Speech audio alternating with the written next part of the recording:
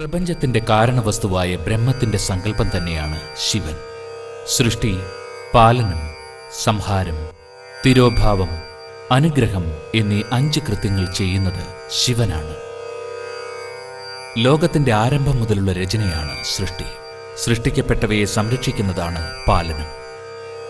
അതിന്റെ തിരോഭാവമാണ് സംഹാരം. തിരോഭാവത്തിലൂടെ ഭഗവാനിൽ ലയിച്ചു ചേരുന്നത് അനുഗ്രഹം. സൃഷ്ടി ഭൂമിയിലും, സ്ഥിതി ജലത്തിലും, സംഹാരം അഗ്നിയിലും, തിരോഭാവം വായുവിലും, അനുഗ്രഹം ആകാശത്തിലും നിൽക്കുന്നു. ഭൂമിയിൽ നിന്ന് സകലതും സൃഷ്ടിക്കപ്പെടുന്നു. ജലം കൊണ്ട് സകലതിൻ്റെയും ജീവരക്ഷ ഉണ്ടാകുന്നു. അഗ്നി എല്ലാറ്റിനെയും ദഹിപ്പിക്കുന്നു. വായു സകലതിനെയും ഒരു ദിക്കിൽ നിന്ന് മറ്റൊരു ദിക്കിലേക്ക് കൊണ്ടുപോകുന്നു. ആകാശം എന്തിനേയും അനുഗ്രഹിക്കുന്നു. ഈ പഞ്ചകൃത്യങ്ങൾ നിർവഹിക്കുവാൻ പരമശിവന് 5 മുഖങ്ങളുണ്ടായിരിക്കുന്നു. വടക്കേ മുഖത്തുനിന്ന് അകാരവും, പടിഞ്ഞാറേ മുഖത്തുനിന്ന് ഉകാരവും, തെക്കേ മുഖത്തുനിന്ന് മകാരവും, കിഴക്കേ മുഖത്തുനിന്ന് ബിന്ദുവും, നടുക്കുള്ള മുഖത്തുനിന്ന് നാദവും ഉത്ഭവിച്ചു. ഈ 5 മുഖങ്ങളിൽ നിന്നുണ്ടായ പ്രണവം ഓം എന്ന ഒരക്ഷരമാകുന്നു. നാമരൂപാത്മകമായ ലോകവും അതിലെ സർവചരാചരങ്ങളും ഓംകാരത്തിൽ വ്യാപ്തമായിട്ടുള്ളതാണ്. ഓംകാരത്തിൽ നിന്ന് പഞ്ചാക്ഷര മന്ത്രമുണ്ടായി. പഞ്ചാക്ഷര മന്ത്രത്തിൽ നിന്ന് ഗായത്രി മന്ത്രമുണ്ടായി. ഗായത്രിയിൽ നിന്ന് വേദങ്ങളുണ്ടായി. വേദങ്ങളിൽ നിന്ന് കോടിക്കണക്കിന് മന്ത്രങ്ങളുണ്ടായി. ഓംകാര പഞ്ചാക്ഷരി മന്ത്രങ്ങളിൽ നിന്ന് ഭോഗവും മോക്ഷവും ലഭിക്കുന്നു. രത്നൈകൽപിതമാസനം ഹിമജലൈഃ സ്നാനം ച ദിവ്യാംബരം നാനാരത്ന വിഭൂഷിതം മൃഗമദാമോദാങ്കിതം ചന്ദനം ജാജീചമ്പകബിൽവപത്രരചിതം പുഷ്പം ച ധൂപം തഥാ ദീപം ദേവതജാനിധേ പശുപതേ കൽപിതം ഗൃഹ്യതാം സൗവർണ്ണേ മണികണ്ഠരത്നരചിതേ പാത്രേ ഘൃതം പായസം ഭക്ഷ്യം പഞ്ചവിധം പജോദധിയുതം രംഭാഫലം പാനകം ശാഖാനാമയുതം ജലം രുചികരം കർപ്പൂരഖണ്ഡോജ്വലം താംബൂലം മനസാ മയാ വിരചിതം ഭക്ത്യാ പ്രഭാസ്വീകുരു ഛത്രം ചാമരയോർയുഗം യജനകം ചാദർശകം നിർമ്മലം വീണാഭേരിമൃദംഗകാഹളകലാ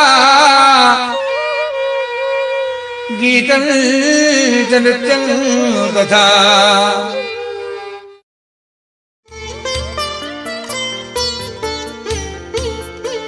പ്രണവഭൂതമായ പഞ്ചാക്ഷരി മന്ത്രം നിറയുന്ന കേരളത്തിലെ സർവാരാധ്യമായ 108 ശിവാലയങ്ങളിലൊന്നാണ് തിരുനെട്ടൂർ ശ്രീ മഹാദേവർ ക്ഷേത്രം. മധ്യകേരളത്തിന്റെ തിലകമായി ശോഭിക്കുന്ന തിരുനെട്ടൂർ ക്ഷേത്രത്തിൽ ലിംഗസ്വരൂപ പ്രതിഷ്ഠ ചെയ്തത് ത്രേതായുഗത്തിൽ അവതരിച്ച ആരാധ്യപുരുഷനായ പരശുരാമനാണ്.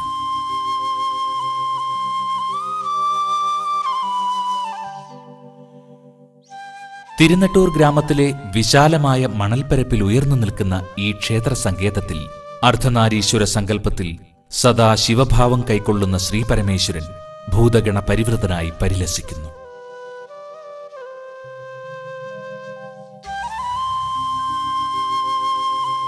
തപോധനനായ ഭൃംഗി മഹർഷിക്ക് പോലും പ്രകൃതി പുരുഷ ഭാവനയുടെ മഹിമ പറഞ്ഞുകൊടുത്തുകൊണ്ട് തന്റെ പാതിശരീരം പാർവതിക്ക് പകുത്തു നൽകിയ അർദ്ധനാരീശ്വരനായ പരമശിവൻ പ്രകൃതി പുരുഷ സമന്വയ തത്വത്തിന്റെ സചേതന പ്രതീകമാണ്.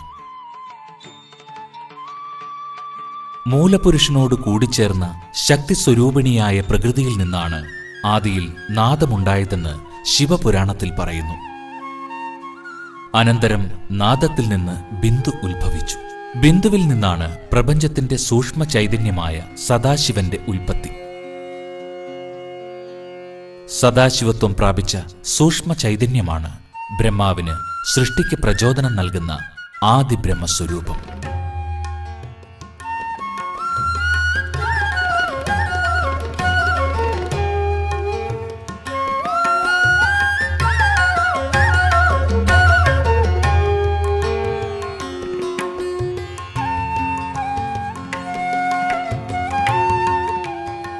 അനാദിയായ പ്രപഞ്ചത്തിന്റെ സൃഷ്ടിരഹസ്യങ്ങൾ ചൂഴ്ന്നു നിൽക്കുന്ന മഹാക്ഷേത്രമായ തിരുനെട്ടൂർ മഹാദേവ സന്നിധിയിലെ ആരാധനാ വിശേഷങ്ങളാണ് ഈ എപ്പിസോഡിൽ പ്രതിപാദിക്കുന്നത്.